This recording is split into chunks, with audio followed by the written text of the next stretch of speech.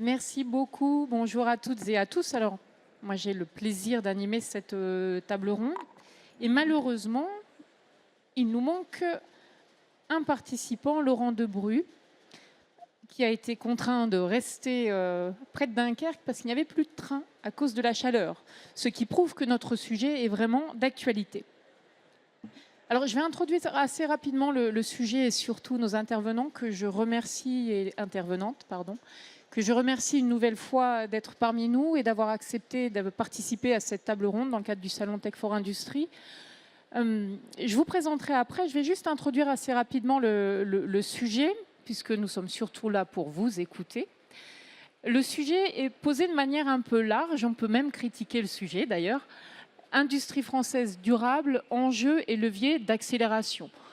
Première question, c'est pourquoi française? C'est vrai, on aurait pu dire européenne, surtout qu'autour de la table, nous avons des entreprises qui ont une dimension plutôt européenne, voire internationale, que purement franco-française. Mais derrière la question de durabilité, moi, ce que j'aime beaucoup, c'est que ça renvoie à plusieurs enjeux actuels. On peut le décliner de différentes façons. J'ai pris mes petites notes. La première question, évidemment, c'est la question de la durabilité face à l'instabilité du monde et la volatilité du monde. Quand on fait des enquêtes, on voit bien que pour plus de la moitié des CEO aujourd'hui de grandes entreprises, ils ont considéré qu'ils ont été particulièrement disruptés au cours de l'année passée. Essentiellement, d'ailleurs, sur la question de leur approvisionnement et des chaînes d'approvisionnement, essentiellement. Aussi, bien évidemment, sur l'incertitude liée aux enjeux géopolitiques, bien évidemment, et la question des compétences. Et je suis ravie parce que nous allons parler de cette question des compétences qu'on oublie un peu trop souvent quand on parle de tech et d'industrie, et surtout quand on parle de tech d'ailleurs. Deuxième sujet, quand on parle de durabilité, l'environnement. Alors ça, je ne pouvais pas ne pas en parler, surtout avec des intervenants de cette qualité. L'environnement, alors aujourd'hui, nous le subissons de plein fouet par ce pic de chaleur. Or, l'environnement a un impact économique considérable. Les pics de chaleur, le stress hydrique, les inondations, tout ça étant lié au changement climatique, a un impact considérable sur le PIB et c'est documenté depuis plus de 20 ans. Moi, je me souviens très bien du rapport Stern, qui était le chief economist de la Banque mondiale, qui avait documenté le fait qu'il était beaucoup plus coûteux de ne pas agir que d'agir. Et aujourd'hui, nous en subissons les conséquences. Et tous les jours, dans la presse, vous avez des articles qui vous montrent qu'effectivement, c'est beaucoup plus coûteux de ne pas agir que d'agir. Et les industries qui sont autour de la table, qui sont essentiellement des industries de réseau, des utilities, comme les industries des transports et des télécoms, sont les plus impactées par ces changements. On avait fait une étude pour le World Economic Forum qui montre que, grosso modo, d'ici 2035, c'est 20 points d'EBITDA qui sont potentiellement perdus à cause essentiellement des pics de chaleur et des enjeux de stress hydrique. C'est énorme. Dans ces secteurs d'activité, c'est absolument énorme. Et j'ose espérer qu'on s'est trompé, mais je crains que non.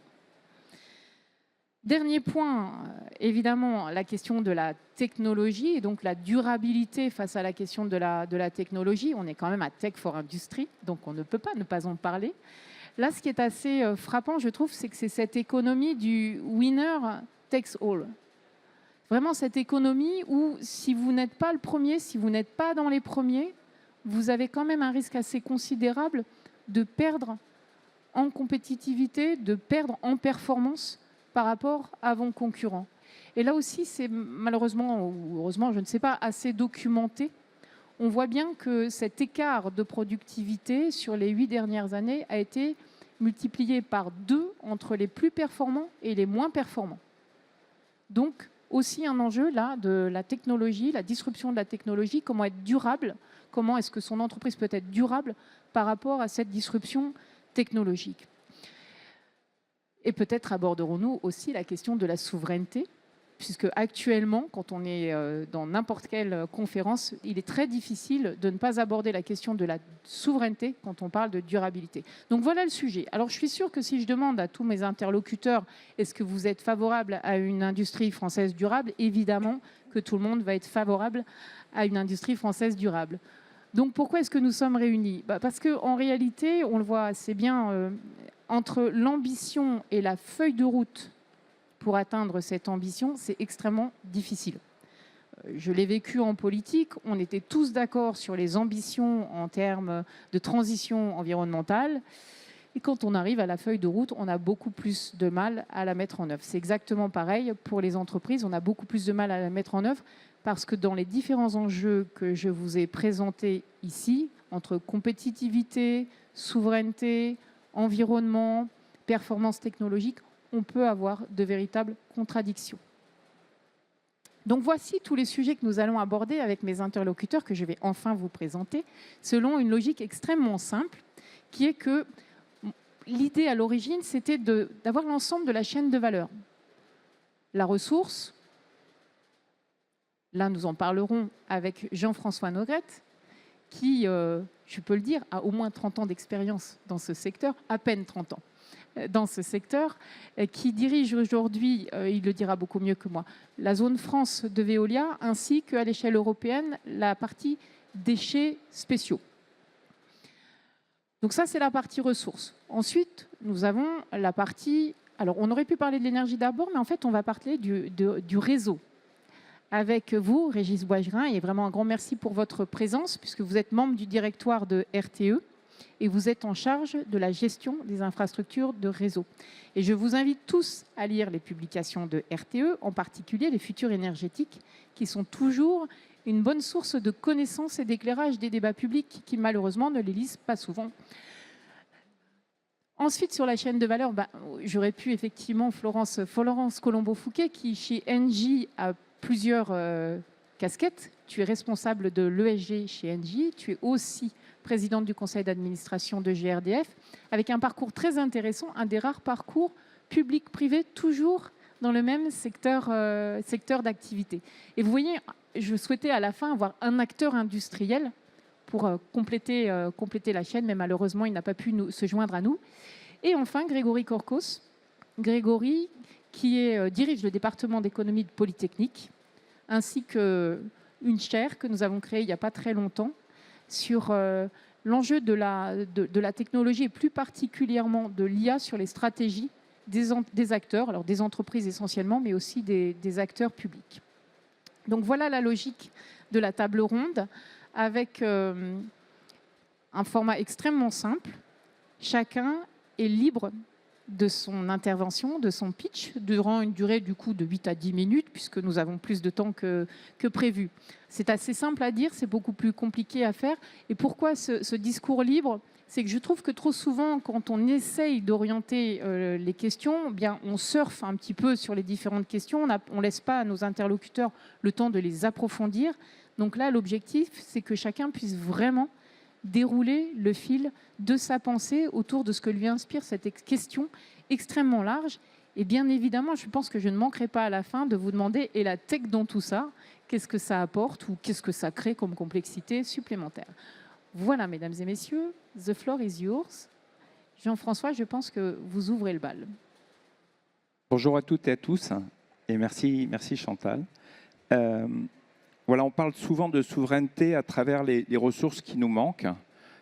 Aujourd'hui, je voudrais parler de souveraineté, mais à travers des ressources qu'on a déjà, mais qu'on a tendance à parfois avoir un peu invisibilisées et qu'on pourrait mieux utiliser, et c'est ce qui nous rendra un peu plus durable en tant qu'industriel. Et donc, je vais vous parler de déchets, d'eau et de savoir-faire. Sur les déchets, en France, on est dans une situation finalement assez favorable pour le recyclage. Pourquoi ? Parce qu'on a une faible croissance.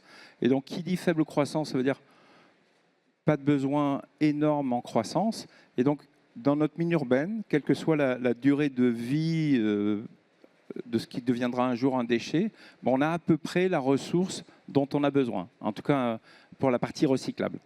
Et donc, dans notre mine urbaine, on a une grande quantité des matériaux qui pourraient nous servir.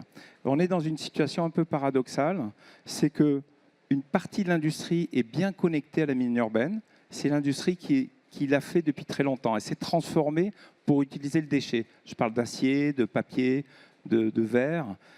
Mais depuis une trentaine d'années, la réglementation européenne, française, nous pousse à essayer de mieux trier, mieux recycler. On le vit en tant que citoyen, en tant qu'industriel.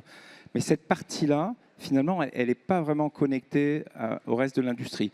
Et bizarrement, en France, on est en Europe le premier pays qui trie et exporte ses déchets triés. C'est-à-dire que 80% du nickel est exporté, 70% du cuivre, 45% du bois déchet. Et qu'est-ce que ça veut dire? C'est que finalement, on a plutôt une logique environnementale et de réduction des coûts de la gestion des déchets, mais ce n'est pas une vision de la ressource. On a certains pays qui l'ont fait, la Chine, juste un exemple, jusqu'en 2018, la Chine, tout ce qu'on triait chez soi en plastique, en Europe, et donc à Paris, aux États-Unis, allait à 75% en Chine. En 2018, ils ont cessé ces importations, donc ils nous renvoyaient des produits de plastique recyclés. Ils ont cessé ces importations parce qu'ils avaient, ça y est, lancé leur pétrochimie. Aujourd'hui, c'est plutôt du plastique vierge qui vient de Chine plutôt que du plastique recyclé. Ils avaient eu à l'origine d'abord une logique de la ressource sur le déchet, là où on a plus eu une ressource environnementale, une politique environnementale. Mais finalement, c'est un enjeu assez fort. Et aujourd'hui, Laurent Debrue n'est pas là et aurait mieux parlé des batteries, mais aujourd'hui, typiquement, il y a quelques milliers de tonnes de batteries en fin de vie en Europe. Mais compte tenu de l'âge des véhicules qui ont déjà été vendus, on aura dès 2030 plusieurs centaines de milliers de tonnes. Et en 2035, on va dépasser le million de tonnes de batteries. Et donc, dans ces batteries, on y trouve du cobalt, du nickel, du lithium et du cuivre. Donc, chez Veolia, on a décidé de se lancer. On a mis au point une technologie. Aujourd'hui, on en a fait une usine. On est les premiers en Europe à avoir finalement allé jusqu'au bout à l'hydrométallurgie de la batterie. Mais c'est pour aller plus loin, il va falloir le réaliser en filière, en France et en Europe, parce que aujourd'hui, la première compétition sur les batteries, c'est à nouveau l'export. C'est-à-dire qu'en France et en Europe, on broie, mais la métallurgie va se faire plutôt en Asie. Et c'est un enjeu de réussir à nous connecter à cette mine urbaine. Et encore une fois, dans un pays comme la France, avec sa croissance, on a à peu près dans 50% de nos besoins dans nos déchets. L'autre aspect dont je voulais vous parler, c'est l'eau. C'est quelque chose, on est dans un pays où il y a eu abondance, on commence à en parler, mais elle est plutôt invisible dans nos comptes de résultats. L'eau, ça dépend de l'activité dans laquelle vous êtes, mais pour l'essentiel, personne ne connaît vraiment sa dépense en eau. Ce n'est pas le cas de l'énergie. Et pourtant, il y en a dans toutes les industries. Pour produire l'énergie, il faut beaucoup d'eau. Pour l'agroalimentaire, il faut beaucoup d'eau, etc. Et aujourd'hui, quand on investit en France, c'est pour 20 ans, 30 ans, eh bien, probablement, le climat va changer plus vite que l'industrie que vous venez de construire, que l'atelier que vous venez de construire. C'est-à-dire que si on ne se met pas à s'intéresser à cette ressource, et les technologies de recyclage existent, mais c'est quand même beaucoup de savoir-faire. Il y a des leviers réglementaires qui ont été activés plus ou moins fortement. On est un peu au milieu du chemin encore en France, mais c'est aussi notre compétitivité de demain. Je vais donner l'image de ce qu'on fait pour les industriels en agroalimentaire sur les sodas. Un Pepsi ou un Coca consommait par litre de soda entre 5 et 8 litres d'eau selon les usines.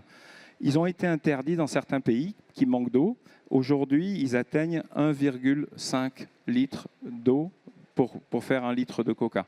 Donc c'est du savoir-faire, et c'est un savoir-faire qu'on a en technologie, mais qu'on doit aussi s'approprier usine par usine.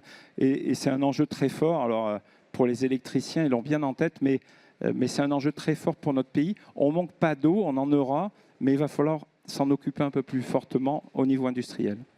Et enfin, je veux terminer sur un mot de savoir-faire. Dans une entreprise comme Veolia, on est à peu près 45 000 en France, et on est répartis sur des agences de 30, 40, 50 personnes. Donc on en a un peu partout. Et 30% des salariés de Veolia, mais 30% des salariés français ont plus de 50 ans. Donc quand on loupe le passage du savoir-faire, sur une agence de 30 personnes, tout d'un coup, 2 ou 3 départs, ça peut être très important. Donc, notre enjeu, et dans une période comme actuelle avec la canicule, c'est finalement maintenir en emploi et en santé tous nos salariés. Donc là, je sors un peu de la thématique purement environnementale, mais pour nous, c'est clé. Donc on a décidé, pour les 9000 salariés de plus de 55 ans, d'avoir un bilan de santé approfondi, c'est-à-dire qu'on déplace des médecins, même des unités mobiles dans les agences et on a un taux d'adhésion très important. Plus les gens sont dans un désert médical, plus ils vont à ces check-up. Et on a un certain nombre d'initiatives pour nos plus anciens. Et pour finir un peu avec la tech, on essaye en ce moment de capturer du savoir-faire en filmant les anciens, les gens qui vont bientôt partir en retraite, sur leurs gestes, sur leurs commentaires. Ce n'est pas des procédures, mais on commence finalement à se dire, est-ce que l'IA ne peut pas nous aider à accumuler un peu de ce savoir-faire des gens qui vont partir. Et encore une fois, à l'échelle d'une petite agence, quand vous perdez 3 personnes en 3 ans qui avaient cumulé beaucoup de savoir-faire, c'est votre productivité qui change très rapidement. Donc on est riche de savoir-faire qu'on a du mal à capitaliser. Les gens en France déménagent peu, donc c'est vraiment pour nous clé, pour notre productivité, pour notre durabilité, de se pencher sur le savoir-faire de nos anciens. Voilà, c'est les 3 mots que je voulais. Merci Jean-François. J'aurais peut-être pu le dire tout à l'heure, mais Veolia, c'est vraiment le leader mondial. Vous n'avez pas de concurrent d'ailleurs à cette échelle-là dans le domaine de l'eau et du déchet. C'est une expertise incroyable. Je veux dire, c'est une chance incroyable d'avoir Veolia sur ce sujet aussi critique. Alors on a des concurrents. S'il y a des gens de la DGCCRF qui sont là, on a des concurrents. Mais en fait, c'est d'abord une entreprise ancrée dans les territoires. C'est des services de proximité. Donc on doit apporter de la technologie, mais on doit aussi apporter du savoir-faire. Et la vision, j'ai parlé d'eau, elle est très territoriale en fait. On n'a pas les mêmes enjeux. On a des enjeux d'eau partout, mais on n'a pas les mêmes enjeux qui se déclinent de la même façon sur un littoral. Dans le nord de la France, Heineken n'a pas pu s'étendre. Il est allé en Belgique parce qu'on manquait d'eau pour Heineken. Enfin, la thématique de l'eau est sans doute une des conditions du développement. L'économie a soif. Et même si je n'ai pas ma veste, mes vêtements aujourd'hui, c'est 40 mètres cubes d'eau. Donc si on veut les produire en France, c'est beaucoup d'eau. Merci beaucoup. Vous pouvez l'applaudir. Merci beaucoup. Alors, autre entreprise extrêmement reconnue, parce que la question des réseaux est sans doute le plus grand secteur d'investissement, l'un des plus grands secteurs d'investissement dans les années à venir en France. Régis, la parole est à vous. Merci. Alors, en introduction, normalement, j'avais un petit slide. Le voilà. Donc ça, c'est juste pour poser un peu le cadre dans lequel on exerce notre mission. Nous, notre mission, c'est d'accompagner la transition énergétique au travers de la décarbonation et l'électrification. Aujourd'hui, on est encore dépendant à 60% dans notre facture et notre consommation énergétique d'énergie fossile qui sont importées, donc qui pèsent sur notre balance commerciale, qui nous crée des dépendances géopolitiques. On le voit en ce moment avec le détroit d'Ormuz, on l'avait vu au moment du début de la guerre en Ukraine sur le gaz. Et donc en fait, quand on va vers une décarbonation et surtout vers une électrification de notre consommation énergétique, on va vers plus d'indépendance, plus de souveraineté. Et comme en plus 95% de notre production d'électricité est d'ores et déjà décarbonée, finalement on se désensibilise beaucoup plus aux énergies fossiles que dans d'autres pays, pas très loin d'ailleurs, où la part de production d'électricité à base de fossiles reste importante.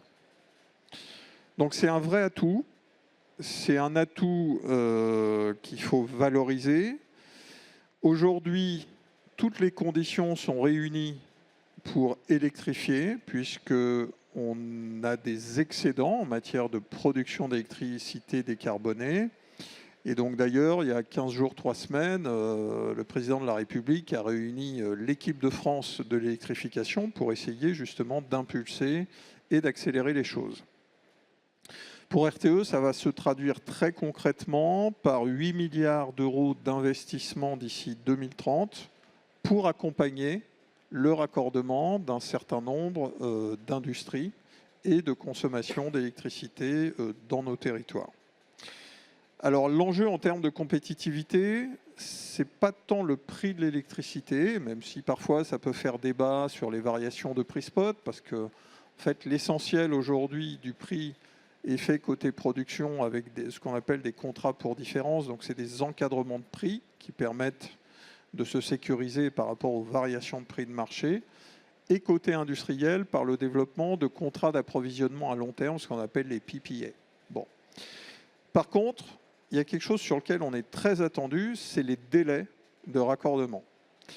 Ça vaut notamment pour les data centers, mais ça vaut aussi, on s'en rend compte quotidiennement, pour des implantations industrielles, puisqu'en fait, les grands groupes industriels, sur leur choix d'implantation, ils mettent en concurrence mondialement. Et autant on est bon sur la qualité, on va dire, de notre alimentation en électricité, autant on est souvent très challengé. Et ça ne tient pas qu'à nos travaux, parce que c'est aussi un ensemble, c'est tout un écosystème avec le permitting, avec nos procédures de consultation, de débat public, de concertation, etc. Et donc tout ça, il faut qu'on essaye quand même de vendre une attractivité et un lead time qui soit compétitif par rapport à d'autres zones d'implantation. Et donc pour faire ça, en fait, on a engagé un certain nombre d'actions ciblées, donc qui visent aussi à différencier selon le type de zone. Par exemple, on anticipe des investissements en matière de capacité de raccordement industriel dans des zones de décarbonation bien identifiées. On a 3 grandes zones industrielles-portuaires en France, Le Havre, Dunkerque et Fos. Sur ces 3 zones, on organise et on anticipe des investissements pour s'assurer qu'on est capable d'offrir une capacité de raccordement, soit pour des industries qui sont déjà sur place et qui vont se décarboner, donc qui vont passer leurs procédés à l'électrique, alors qu'aujourd'hui, ils vont être à base de pétrole ou de gaz. C'est aussi d'ailleurs le passage à l'hydrogène pour certains procédés, et également pour permettre l'accroissement d'une consommation et d'un usage d'électricité. Par exemple, c'est des zones industrielles ou portuaires. La charge à quai en mode électrique, c'est quelque chose qui est très attendu par l'ensemble des ports pour limiter les émissions de fioul lourd dans ces zones. Donc ça, premier exemple, on anticipe des investissements. Et là, l'écosystème s'est mis vraiment en place, puisque les territoires sont évidemment des soutiens. Et notre régulateur, puisque RTE, c'est une entreprise publique, d'ailleurs avec un modèle d'affaires qui est plutôt un modèle où on couvre nos coûts et donc on capte nos recettes. Donc on a une marge qui est prédéfinie. On n'est pas censé faire plus de bénéfices que ce qui est prévu par rapport à nos dépenses. Mais par contre, le régulateur accepte, dans certains cas, de nous permettre de prendre un risque de préfinancement pour permettre d'accompagner le développement industriel. Donc ces zones de décarbo, c'est un premier exemple. Deuxième exemple, ce qu'on appelle chez nous les fast tracks. Les fast tracks, c'est plutôt une demande qui nous a été formulée par les data centers. Et Dieu sait que les data centers et les centres d'IA, ça fait partie de ces industries sur lesquelles on veut récupérer, retrouver une forme de souveraineté. Donc en fait, là on s'est dit, bon, comment on peut accélérer globalement le processus? Donc déjà, vis-à-vis de l'externe, on n'est pas soumis à débat public lorsqu'on fait une ligne qui fait moins de 10 km. Donc déjà, trouvons des sites où on ne va pas avoir des lignes de plus de 10 km à construire. On échappera à des débats publics qui peuvent parfois être un peu longs. Ensuite, est-ce qu'on a des zones où il y a également ce qu'il faut en termes de foncier? Donc être avec des territoires qui sont prêts à libérer ou à sécuriser du foncier, de l'eau, parce qu'il faut de l'eau pour les data centers, mais également un réseau, un backbone en termes de télécom qui ne soit pas trop loin non plus. En croisant tous ces éléments-là, on a identifié à peu près une dizaine de sites sur lesquels on peut prendre des engagements de raccordement rapide sur un premier niveau de capacité de soutirage et une montée en charge progressive pour atteindre des niveaux de puissance très élevés, puisque pour les plus gros sites, on va dépasser le gigawatt de capacité de soutirage.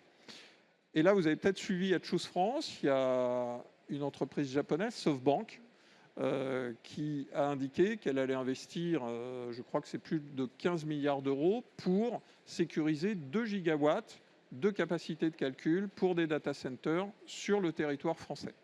Donc là aussi, c'est plutôt une réussite pour amener les industries. Et puis le dernier point, c'est qu'aujourd'hui, on est plutôt dans une gestion des projets qui sont déposés par un certain nombre de prospects industriels selon une logique de premier arrivé, premier servi. En fait, cette logique, elle ne marche pas. Alors, le droit au raccordement en France, il est gratuit. C'est-à-dire que vous ne payez pas quand vous demandez des devis. Et à partir du moment où vous avez demandé un devis, vous avez une place dans une file d'attente. Et en fait, c'est un système qui aujourd'hui est un peu ennuyeux parce qu'il engorge des projets qui sont peut-être plus matures, mais qui ne sont pas bien positionnés dans la file. Donc pour faire simple, on est en train de passer d'une logique premier arrivé, premier servi, à une logique premier prêt, premier servi, qui en fait consiste à mieux préciser le parcours client de nos prospects industriels et d'enclencher des étapes au fur et à mesure que ces projets vont sécuriser un certain nombre d'étapes sur le foncier, sur leurs autorisations, sur leur tour de table ou leur décision finale d'investissement. Voilà, donc ça c'est un ensemble de choses pour l'attractivité, la compétitivité. Et puis très rapidement sur la durabilité, je voudrais insister juste sur 2 choses. D'abord, on a une attention très forte au recyclage.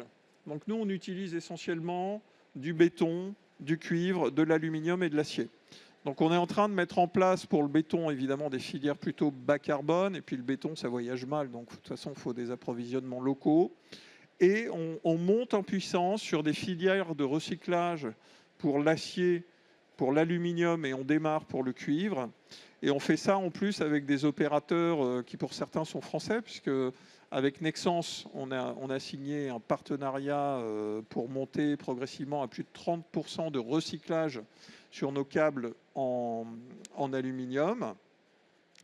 Et également sur En fait, on utilise comme gaz isolant du SF6, qui est un gaz qui a de très bonnes propriétés diélectriques, mais qui a un gros inconvénient, c'est qu'il est fortement émissif de gaz à effet de serre. Et donc, on est en train de basculer vers des gaz qui sont beaucoup moins émissifs.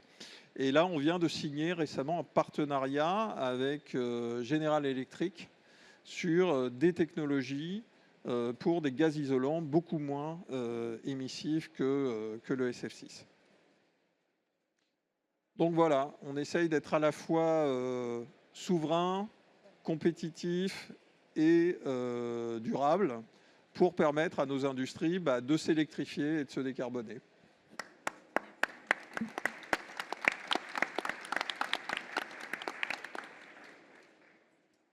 Merci. J'aurai des questions tout à l'heure, mais je pense que je vais tout de suite donner la parole à Florence, mais des questions effectivement sur les priorités de raccordement et des data centers. Donc Florence, tu es reconnue comme une des experts, il n'y a que des experts ici. Donc sur ces questions de l'énergie, le monde de l'énergie est un petit monde. En réalité, c'est vrai qu'on se connaît tous assez rapidement. Compte tenu de l'empreinte mondiale d'Engie, tu as aussi, au-delà de la France, une vision tout à fait globale sur la manière d'améliorer la durabilité de l'industrie en France et en Europe. Donc, la parole est à toi. Merci Chantal. Bonjour à vous tous. Alors moi, ce que je voulais vous proposer pour ce point, c'est vraiment d'entrer dans une vision de la durabilité qui n'est pas uniquement environnementale et que de se dire que finalement, l'industrie énergétique ne peut être durable que si bien sûr elle respecte l'environnement, la décarbonation, mais aussi qu'elle arrive à proposer une énergie compétitive, sinon elle ne peut pas être durable, et aussi une énergie qui est sécurisée du point de vue des approvisionnements dans tout le volet de la résilience. Donc pour moi, la durabilité dans l'énergie, c'est bien l'optimisation de ces trois notions que sont la décarbonation, la sécurité des approvisionnements et la compétitivité.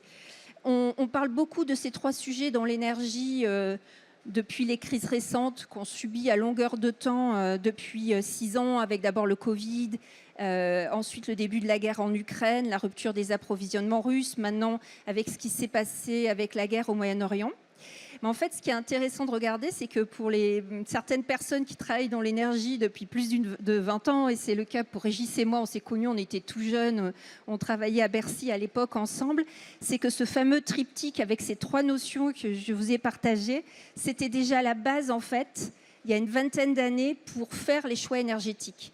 Et puis après, dans les années 2010, la durabilité a été restreinte au seul sujet du changement climatique et de l'environnement. C'était probablement nécessaire parce que c'était peut-être dans les trois leviers du triptyque, c'était peut-être celui qui était le moins connu, le moins exploré dans les années 2000, mais on en a oublié le reste. Ce qui a fait qu'il y a eu un rejet massif au cours des dernières années sur des tas de sujets. Il n'y a qu'à voir ce qui s'est passé avec la CSRD, ce grand texte sur la réglementation extra-financière en Europe qui a fini par être rejeté.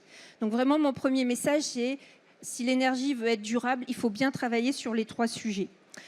Le deuxième élément que je voulais partager avec vous en termes de message sur un secteur énergétique durable, c'est un secteur qui sait investir. C'est extrêmement capitalistique. On prend des décisions qui nous engagent en tant que groupe énergétique pour des horizons de 30, 20 ans, 40 ans, 50 ans, 60 ans. Et donc, une des conditions pour investir, c'est bien sûr d'essayer d'avoir un cadre régulatoire relativement stable pour qu'on puisse investir dans un pays. Or, de ce point de vue-là, ça n'a pas été le cas au cours des dernières années. On connaît tout ce qui s'est passé aux États-Unis avec les grands revirements de l'administration américaine sur les énergies renouvelables. Les États-Unis étaient un territoire où on pouvait énormément développer les énergies renouvelables. Il y a beaucoup de place. Il y a vraiment des endroits qui sont hyper propices en termes d'ensoleillement, en termes de vent. Et là, tout est en train de s'arrêter. Mais ce n'est pas que le cas aux États-Unis, c'est aussi le cas en France, où on n'arrête pas d'avoir des à-coups qui sont au niveau maximal actuellement à l'approche des élections présidentielles. Et ça, c'est pas bon pour une entreprise capitalistique qui a besoin d'investir avec certitude. Donc, comme tu le disais tout à l'heure, Chantal, ça serait bien que les beaux rapports de RTE sur le futur énergétique soient un peu plus lus et documentés avant de dire n'importe quoi au niveau politique sur les énergies.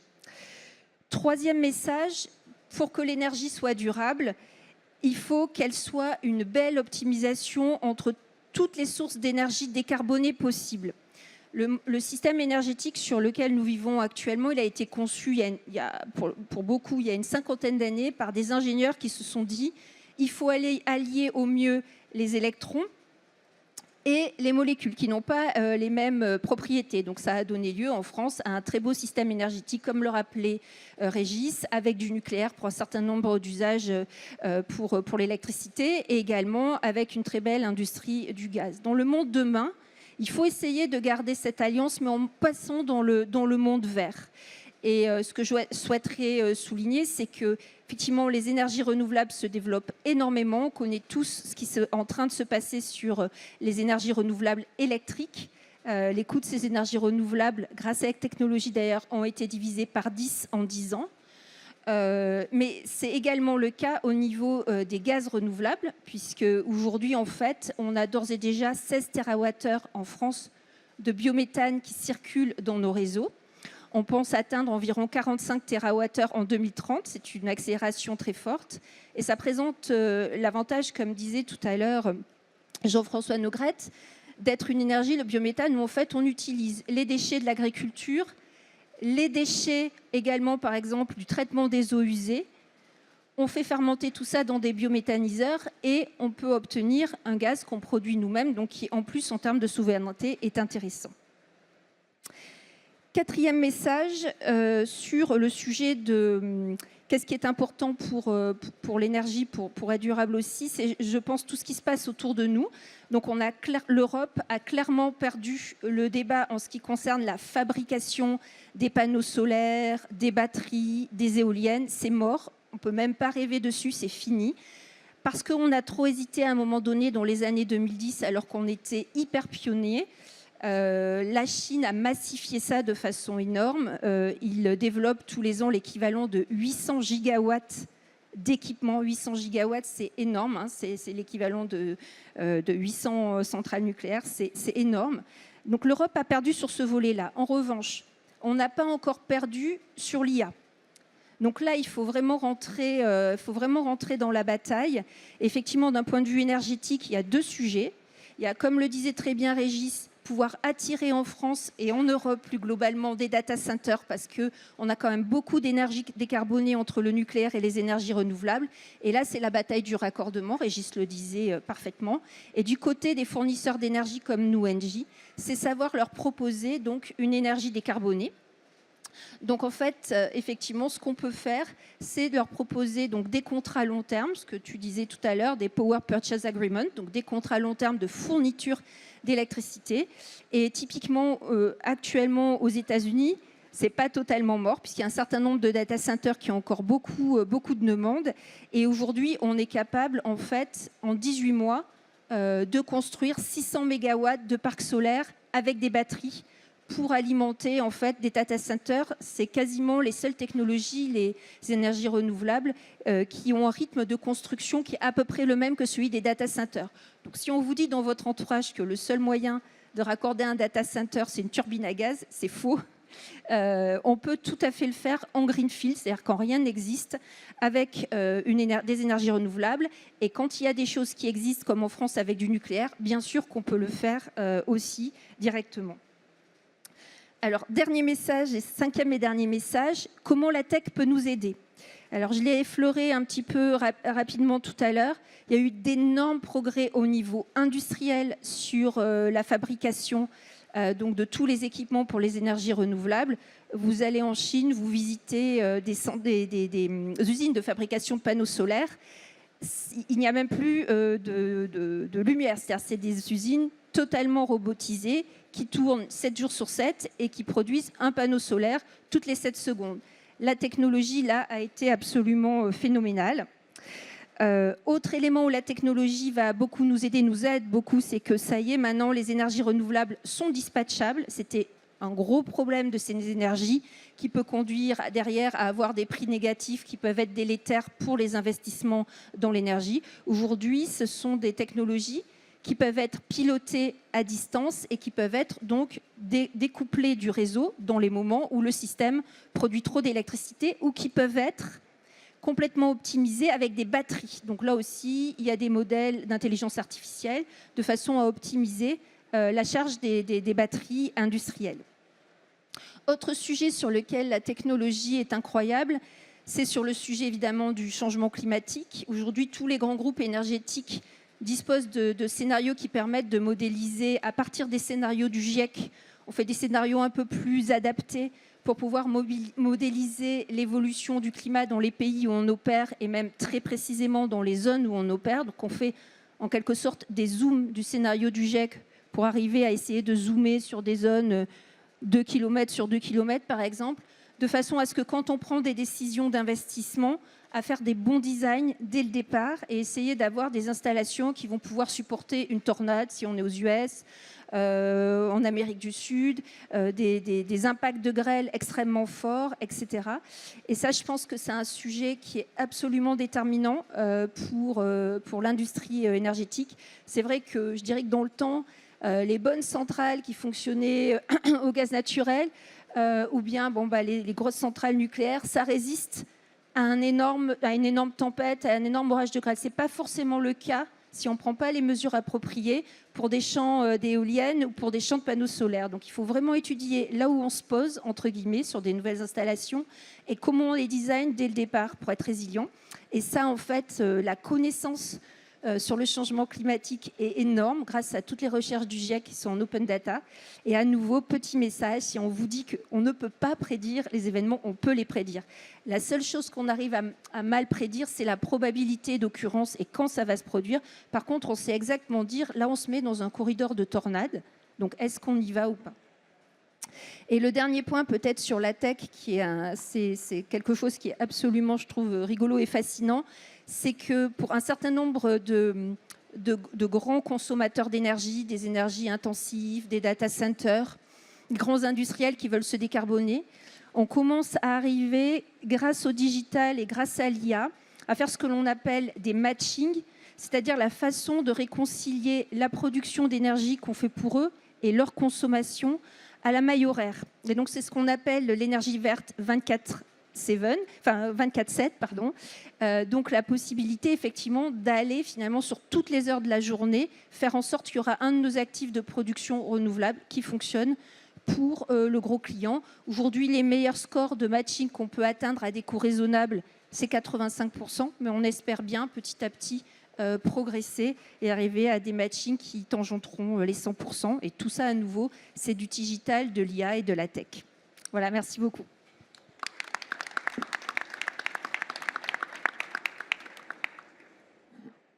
Merci beaucoup pour cet éclairage. Alors, Grégory, normalement, il fonctionne.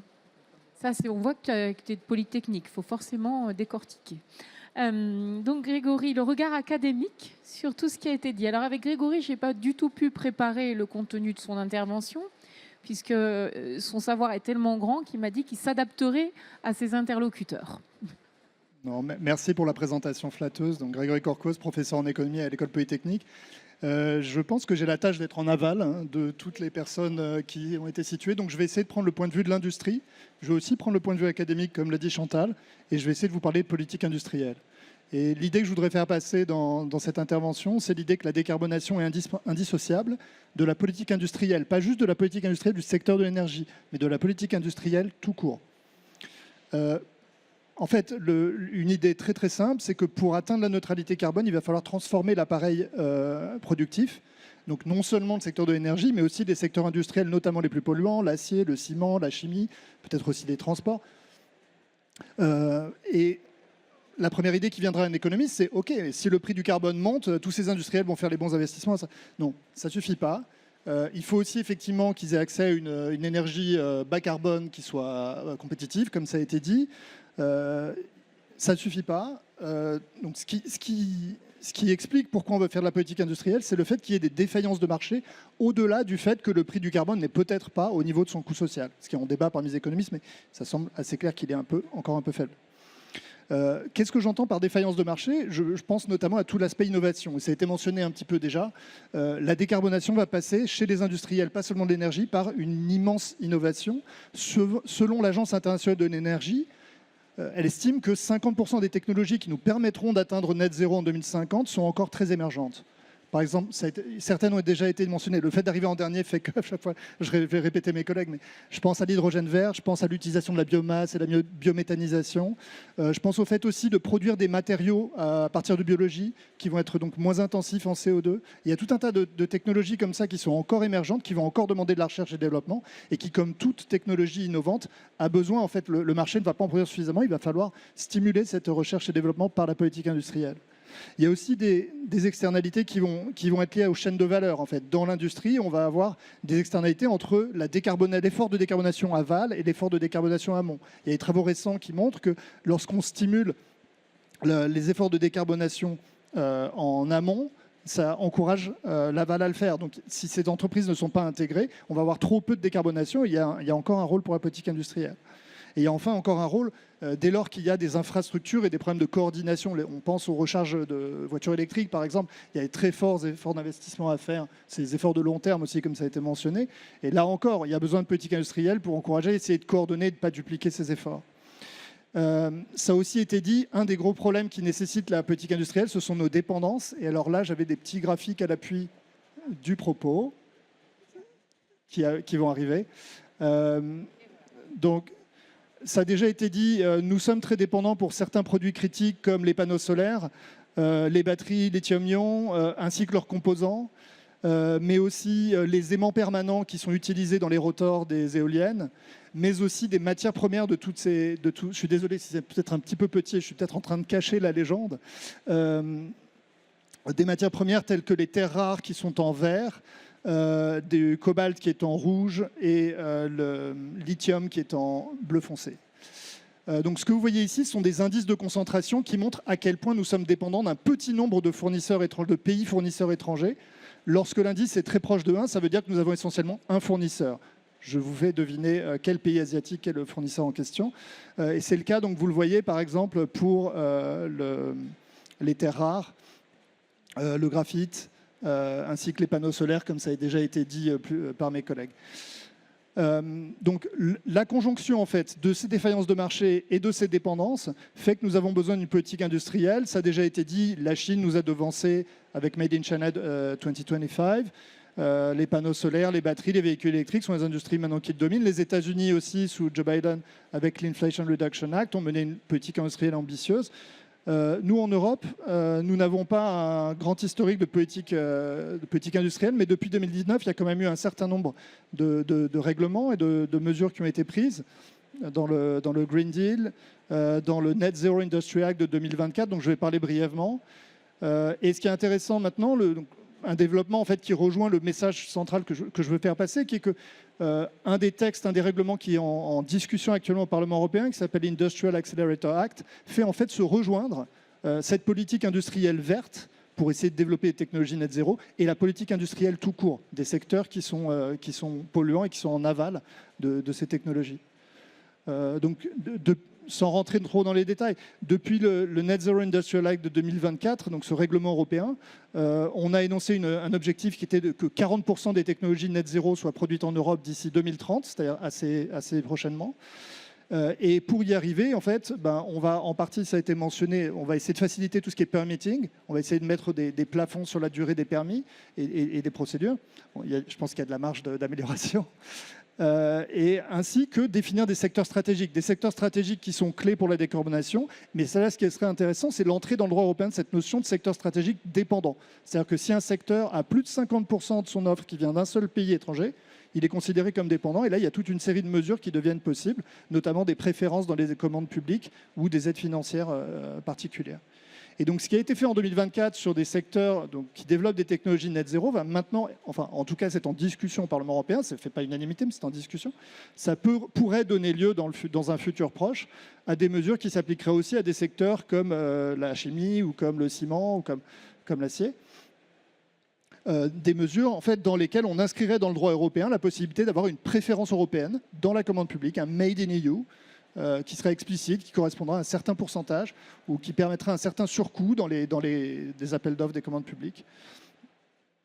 Il y a aussi d'autres provisions qui sont intéressantes sur le fait de mettre des conditions sur les investissements étrangers, notamment dans ces secteurs, toujours dans ces secteurs stratégiques.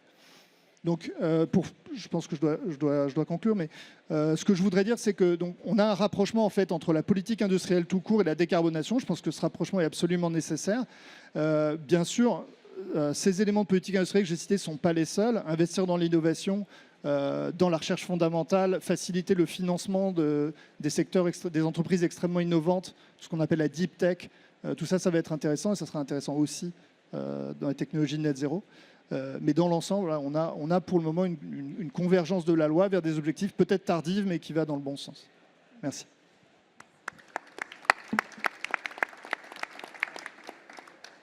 Merci Grégory. Alors je pense que ton dernier tableau, il est effectivement un petit peu petit à lire. Je ne suis pas sûre qu'au fond de la salle, vous ayez réussi à lire tous les chiffres, mais il est extrêmement dense. Alors, petit clin d'œil, à chaque fois que quelqu'un parle d'une procédure un peu longue ou d'un débat public, on me regarde. C'est parce que j'ai présidé pendant quelques années la Commission nationale du débat public et que donc tous les grands projets des différents industriels qui sont autour de la table ont eu l'immense joie de passer par la Commission nationale du débat public. Voilà. Ça, c'est le petit clin d'œil de la table ronde. On a beaucoup parlé d'énergie. Alors, on est à Tech for Industry. L'énergie, c'est quand même la base. Vous avez tous écouté, j'imagine, l'audition d'Arthur Mensch devant l'Assemblée nationale, dont tout le monde parle. Donc, l'énergie, c'est la base, effectivement, pour transformer l'intelligence et pour créer de l'intelligence grâce à des tokens. Alors, j'ai vu, Régis, que vous preniez beaucoup de notes et on va rester sur cette question justement de l'intelligence artificielle et des data centers.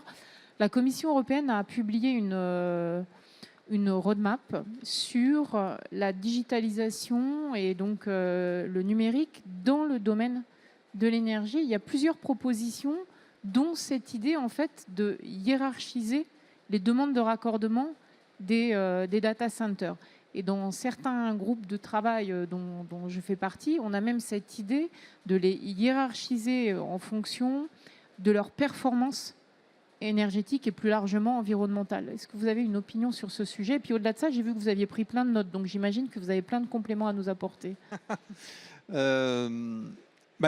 Tout ce qui est différenciation est utile en fait. Je pense que, moi en plus j'ai été dans ma carrière à RTE directeur commercial. J'étais le premier directeur commercial, donc j'ai introduit le marketing.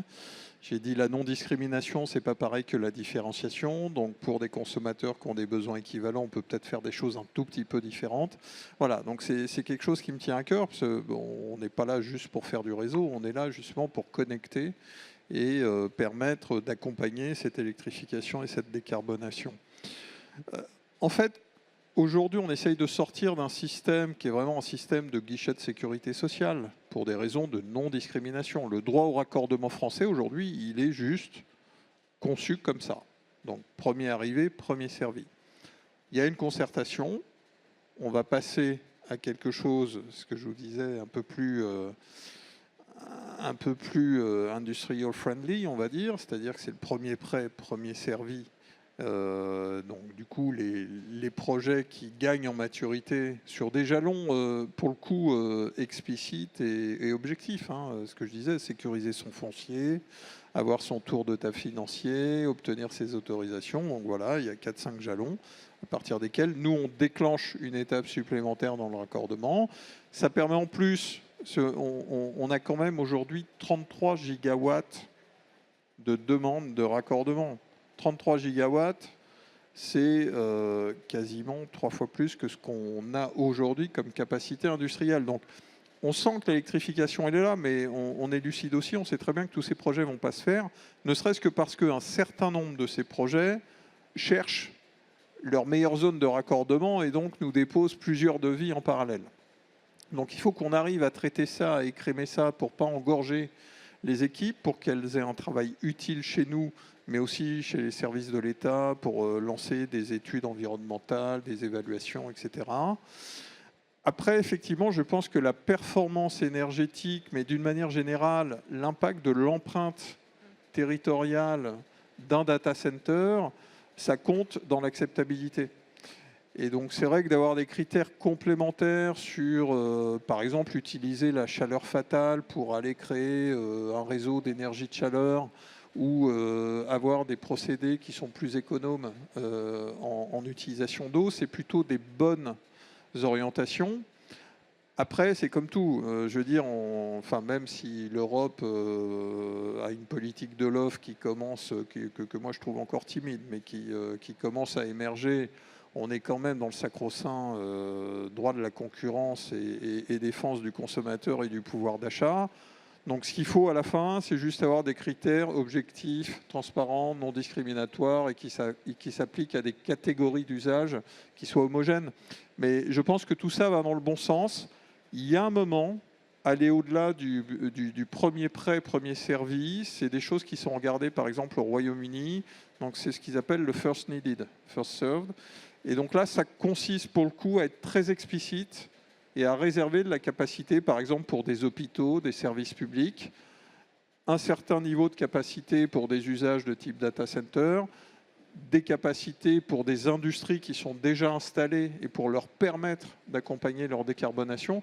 Donc en fait, il y a tout un champ encore à travailler pour faire évoluer et adapter le droit du raccordement pour accélérer cette électrification. Merci beaucoup. Je ne sais pas si on peut passer la parole à la salle, mais moi j'avais plein de questions encore à vous poser. J'en ai une piège pour Jean-François. J'ai lu que votre CEO, Estelle Brachlianoff, avait indiqué qu'une grosse partie de sa performance devait reposer justement sur le digital, le numérique, qu'il souhaitait qu'il contribue à hauteur, je crois, de 60%. Alors, c'est peut-être pas ce chiffre-là, mais j'ai lu que vous aviez de grandes ambitions, alors comme on est à Tech for Industry, Oui. pour que la tech contribue à la performance globale de Veolia. Et vous devez tous savoir d'ailleurs que ce sont que des femmes qui sont à la tête des entreprises qui sont autour de cette table, et c'est pas fait exprès. Je suis juste en train de le réaliser en réalité.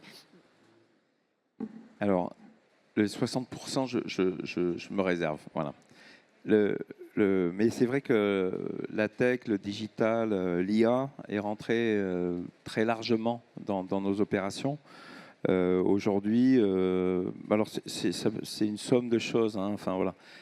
Mais aujourd'hui, quand on s'occupe d'un réseau, bah, c'est du machine learning qui nous permet d'économiser à peu près 16% d'électricité. Hein, voilà. Donc ça, il y a quelques années, on ne savait pas le faire. Et ça, on sait le faire aujourd'hui mondialement. Et aujourd'hui, on a développé, je vais juste donner, encore une fois, on est très tourné vers aider l'opérateur qui est face à son client, face à son usine, à son équipe, à prendre les meilleures décisions. Et donc aujourd'hui, on a développé, je vais juste donner cette illustration, Talk to My Plant, où en fait, l'opérateur, même s'il est un peu seul, il parle à son usine et on commence à lui répondre en disant si tu as tel problème, ben, voilà ce qu'on pense. Et puis là, on va bientôt avoir la version en lui disant Bernard, à Morlaix, il a fait comme ça. Et Bernard, il représente. Voilà. Donc aujourd'hui, et ça à l'échelle mondiale, ce qui nous permet d'avoir une amplitude très forte. Encore une fois, le savoir capturer du savoir-faire, le restituer un peu n'importe où dans le monde. Voilà, ça c'est vraiment la digitalisation de nos opérations. Mais le décideur, il reste l'humain. Aujourd'hui, on n'est pas en train d'automatiser largement. On a des usines Céveso, on parlait des déchets dangereux, les déchets spéciaux, c'est des déchets dangereux. Ben voilà, la décision elle reste humaine. On a beaucoup d'usines Céveso seuil haut. Il n'en demeure pas moins qu'on essaie d'accompagner tous nos gestes opérationnels par l'IA aujourd'hui à très grande échelle. Hein. Je vous parle du Moyen-Orient, de l'Amérique latine, de la Suède. Voilà. Donc on est 220 000 à peu près dans le groupe Veolia. Tous les salariés ont accès à l'IA depuis leur boîte mail, et ça depuis, je pense, 2 ou 3 ans. Voilà. Donc et tous les moteurs de recherche. Voilà. Donc pour nous, c'est un enjeu très fort, et je vais juste conclure là-dessus. Sur l'efficacité énergétique, sur l'efficacité hydrique, sur l'efficacité de la ressource. Aujourd'hui, on se trouve énormément de nouvelles marges de manœuvre grâce à cette... on révèle des choses qu'on ne connaissait pas et pourtant qu'on côtoie, qui sont là à portée de main. Voilà. Donc il y a beaucoup d'espoir en fait sur l'efficacité liée à une meilleure connaissance et à ce partage de la data et du savoir-faire. Merci beaucoup. Une petite question pour Florence et après je passe la parole à la salle. On a présenté à Eurélectrique, et je sais que ta présidente en a beaucoup parlé, un rapport qui s'appelle Power Couple, qui est justement sur cette idée que si on veut électrifier et décarboner des industries, et notamment des industries lourdes, parce que c'est là le grand objectif, c'est de décarboner l'industrie lourde, il fallait à des échelles de territoire associer effectivement des producteurs d'énergie, évidemment la partie réseau, des acteurs de la flexibilité, potentiellement des data centers qui pouvaient participer à cette flexibilité, même si ça fait des débats, et puis les acteurs de la tech et des financeurs. Je sais que c'est un gros sujet pour vous, effectivement, d'essayer de trouver le moyen de contribuer. Et c'est hyper intéressant parce qu'on voit qu'on revient à cette logique de on ne peut pas décarboner sans partenariats locaux. Et c'est un peu l'idée des clusters de décarbonation que vous évoquiez. Et je sais que ça avait beaucoup, ta présidente a beaucoup insisté sur ce rapport et sur cet objectif. Oui, c'est sûr, surtout quand on a, comme on dit, on est présent dans une trentaine de pays. Les solutions sont à peu près les mêmes pour tous les pays et tous les clients, mais après, ça va être zone par zone et client par client. Finalement, une solution qui va être adaptée, ça peut être, si c'est un grand industriel, à son process opérationnel. Forcément, il faut que ça soit compétitif. Donc, il faut construire ensemble la solution. Et c'est vrai que je pense qu'il y a vraiment eu un game changer dans le domaine de l'énergie sur l'électrification avec le développement des batteries. C'est-à-dire qu'on était, il y a encore 5-6 ans, on était à fond branché sur le développement des usages hydrogène. On s'est rendu compte en fait qu'on était trop tôt, trop vite, trop tôt, et qu'il fallait décaler ça et que ça ferait probablement partie des technologies qui seraient développées plutôt dans une quinzaine d'années. Et à ce moment-là, pile où on se désinvestissait de l'hydrogène, est arrivé le sujet des batteries électriques, des grosses batteries industrielles, arrivées à maturité et qui permettent vraiment de compléter un panel d'énergie renouvelable. Donc on peut faire des combos effectivement avec du solaire, avec du wind, suivant la zone où on est, si c'est une zone où il y a du vent, et avec des batteries qui permettent effectivement d'optimiser le plus possible le surplus d'énergie qu'on peut avoir par exemple dans les heures solaires, et derrière d'arriver à un approvisionnement compétitif pour nos clients. Donc effectivement, c'est des solutions qui se construisent. Ça a redonné même, je dirais, chez nous un souffle à nos collègues qui s'occupent du B2B, hein, donc vraiment les solutions pour les grands acteurs industriels, pour les territoires, etc. C'était un domaine, il y a une dizaine d'années, qui était un peu uniquement drivé par des clients qui tiraient très très bas les marges, des énergéticiens qui étaient hyper en concurrence, qui faisaient zéro innovation. Et là, du coup, drivé par le besoin de décarbonation de leur propre industrie et leur besoin aussi de time to market. Hein, donc ça, c'est vraiment les data centers qui veulent sortir très très vite. On arrive à leur retravailler, à structurer des solutions. Donc ça, c'est hyper intéressant. Grégory, tu voulais poser des questions aux différents intervenants?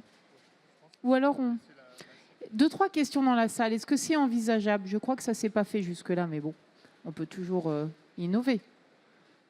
Est-ce qu'il y a des questions dans la salle? Oui. Stéphanie, je te laisse.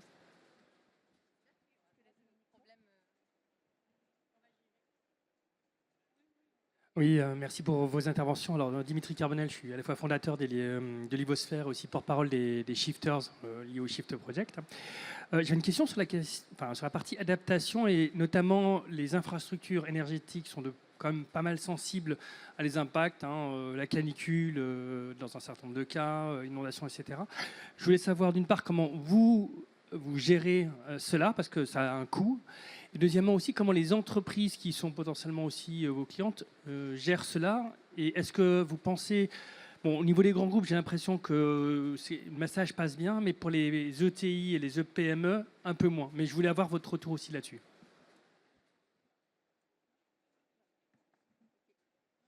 Alors, merci beaucoup pour cette question. Elle est particulièrement, pour moi, elle est particulièrement d'actualité. On a un gros passage avec le comité de direction de notre groupe sur ce sujet-là vendredi. Et on l'avait prévu depuis 6 mois, donc ce n'est pas du tout lié à la canicule. Donc oui, le secteur énergétique, comme beaucoup d'autres secteurs industriels, a un sujet avec l'adaptation, il faut absolument qu'on le traite. C'est un sujet qui est plus compliqué à prendre en charge que l'atténuation. Donc l'atténuation, c'est la baisse des émissions qu'on émet. Pourquoi? Parce qu'à ce stade où on en est de nos trajectoires de décarbonation, on en est dans la première moitié de notre trajectoire. On peut encore jouer sur une logique entre plusieurs pays. Quand il y a un pays qui se décarbone un petit peu plus vite, ça peut permettre de compenser pour un autre pays où on a plus de mal. Donc on a une approche globale. L'adaptation, c'est extrêmement local. Et au sein même d'un pays, ça va être vraiment ce qui se passe dans une zone très précise. On peut plus se permettre de raisonner de façon globale. Et ça se joue forcément au niveau des équipes en charge sur le terrain. Donc on s'est beaucoup cherché pour arriver à attraper ce sujet d'un point de vue groupe et être sûr qu'il y ait des guidances claires qui tombent de façon intelligente au niveau du terrain et qui soient utilisables. Donc en fait, c'est essentiellement 3 choses, pour nous en tout cas. La première, c'est, j'en ai un tout petit peu parlé, on a beaucoup investi sur la science climat. Donc c'est un choix qu'a fait notre groupe NJ d'internaliser en fait ce savoir-là. Donc on utilise les scénarios du GIEC, on a des partenariats avec des grands établissements de recherche comme l'IPSL par exemple. Et après, nous, notre job, c'est vraiment d'aller les implémenter localement dans les pays où on est présent et de parfois s'associer avec des acteurs locaux qui vont aller préciser certaines choses. Et vraiment le choix de maîtriser ça en interne pour que derrière, on puisse produire pour chacun des pays où on est présent, chacun des actifs qu'on opère, des scénarios climatiques où on va aller donner très concrètement dans des outils digitaux, c'est quoi la probabilité pour nous d'avoir dans les 10 ans, 20 ans, 30 ans, une tornade de tel niveau, un épisode de grêle, une inondation extrême, des vagues de chaleur, etc. Donc d'abord l'outillage pour faire tomber le premier sujet. Alors c'est pas totalement tombé parce que c'est un peu des discussions sempiternelles, mais pour dire on n'est pas entre guillemets en short par rapport à ce sujet-là. On a la chance qu'il y ait une énorme science qui se soit développée et donc il faut l'utiliser. Et il faut pas dire on sait pas, on savait pas, on peut pas anticiper, etc. Donc ça c'était le premier combat. Le deuxième combat, ça a été effectivement de différencier 2 sujets en fait. Le premier, c'est qu'est-ce qu'on peut faire sur des actifs d'ores et déjà existants qui sont déjà en opération, sujet le plus complexe, et qu'est-ce qu'on peut faire pour les nouveaux actifs. Donc si on commence par le deuxième sujet, on investit beaucoup actuellement à HNJ. Chaque année, on investit entre 8 et 9 milliards d'euros pour construire du renouvelable ou investir dans des réseaux électriques nouveaux. Donc, en fait, c'est une énorme chance. Et donc, by design, il faut utiliser nos fameux scénarios climatiques pour se poser les bonnes questions et prendre les bonnes décisions d'ingénierie. Donc, la difficulté qu'on a eue et qu'on peut avoir encore, c'est d'être sûr que sur le terrain, quand on fait tous ces designs, etc., ça soit bien embarqué. Parce qu'évidemment qu'on ne va pas faire ça depuis Paris, c'est impossible. Donc ça c'est le combat actuel, qu'on arrive en business développement, dans l'ingénierie du business développement, à des niveaux de maîtrise sur ces sujets-là qui soient suffisants. Et sur les actifs existants, donc le deuxième cas de figure, c'est plus compliqué parce que là, on a des ouvrages qui parfois sont en opération depuis 20 ans, 30 ans. Il faut parfois retrouver la façon dont à l'époque ça avait été designé, etc. C'est pas si simple que ça. Et puis il n'y a pas que le sujet finalement de la résistance à un événement ponctuel extrême. Le sujet le plus compliqué, c'est le sujet du productible. Typiquement, vous opérez un barrage. C'est quoi le devenir de l'hydrologie au cours des 20, 30 prochaines années ? Est-ce que je calcule bien mon P50, c'est-à-dire la quantité d'eau pour lesquels j'ai 50% de chance d'avoir un productible, etc. Donc ça, c'est extrêmement difficile. Je trouve que c'est le sujet le plus compliqué parce que derrière, ça doit amener à des décisions d'investissement. Il faut quand même passer dans des logiques de ROI. On ne peut pas, dans une entreprise, débloquer plusieurs milliards d'euros de CAPEX sans justification. Donc je trouve que c'est le sujet le plus ardu, c'est les ouvrages actuels, en fait. Et donc, pour arriver à traiter ce sujet sur les ouvrages actuels, ce qu'on a fait, c'est qu'on a introduit finalement 3 types de solutions. Première solution, j'accepte le risque parce que la consolidation, entre guillemets, sera trop chère par rapport finalement aux gains que je peux avoir. Et la solution, c'est plutôt, si mon actif tombe, il faut être très rapide pour le remettre sur place. Deuxième cas de solution, c'est je ne sais pas suffisamment, je sais qu'il faut que je fasse quelque chose, mais je ne sais pas suffisamment, il faut que je continue mes analyses, ça c'est possible. Et troisième cas, j'en sais suffisamment et il faut que j'investisse. Et donc on regarde tout ça au travers de ce critère-là, mais c'est vraiment un process ongoing et c'est vraiment pas facile. Une toute dernière question ? A priori, non ?